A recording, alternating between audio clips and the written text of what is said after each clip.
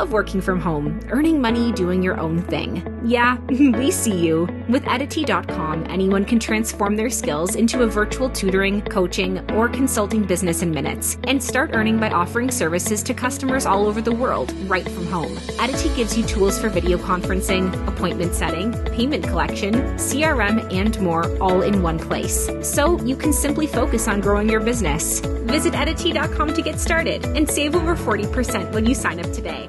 Good day, everyone. Welcome to another episode of Reading with Ayo. My name is Ayo Lawrence, and today I have a great guest with me. She's like one of the people that I know she's a reader. When we first talked about reading, she gave me 3 books, and she was expecting me to say no. I was like, no, let's read the whole 3. I was like, damn, you're a reader like me. So I just want to introduce Michelle. Hey, Michelle, introduce yourself to the audience. Hi, my name is Michelle Pflueger. I've got 20 years with Chevron, petroleum engineering, operations, and digital. And I chose the 3 books, not randomly. I just finished an 8-week course called The Science of Happiness through UC Berkeley. And when you get to the end of the 8 weeks, they talk about more topics that you can read. And so the 3 books were 3 of those extended topics that I was interested in. Yeah, I love the 3 books. I read all 3. I loved Flow, I loved R, but Play stood out but to me like by Stuart Brown and Christopher Vaughan. I'm telling you, Play is.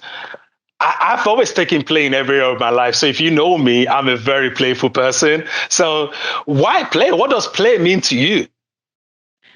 So, it's funny. This book actually changed my thoughts on play, because if you use the word play, I think of it as what I do or what I used to do with my cats or what we do with the kids.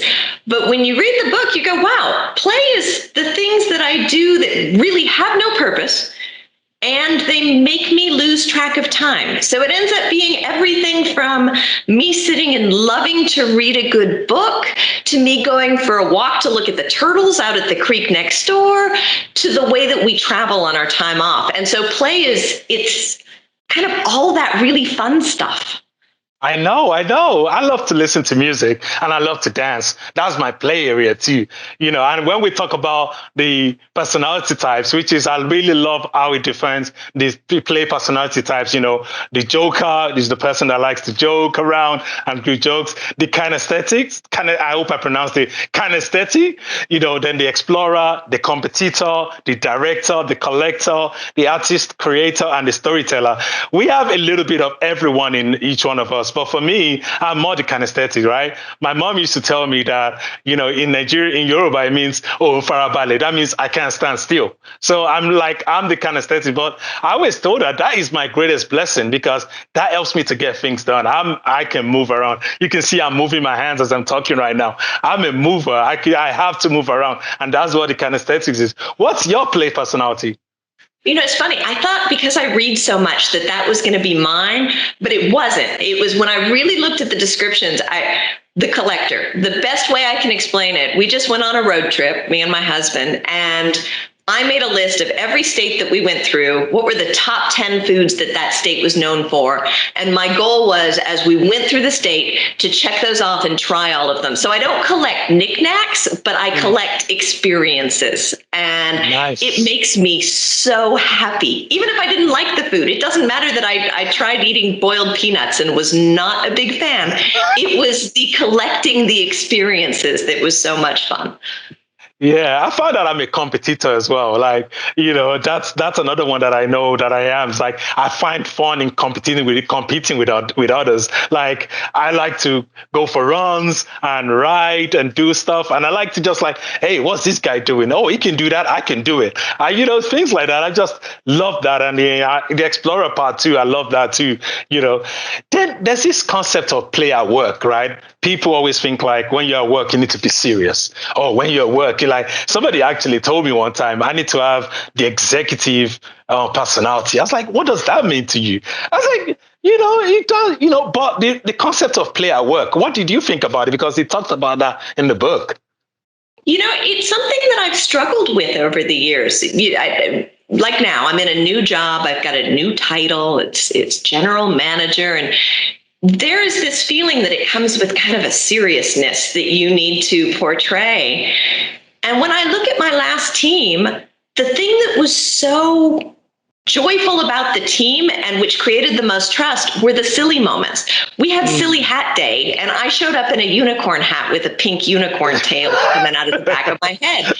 And I think it was fun moments like that that built some of the trust and the cohesion that really made the team work. So I think we all need to be thinking not to take ourselves too seriously on the job, because that's not necessarily going to build the trust that keeps a team together.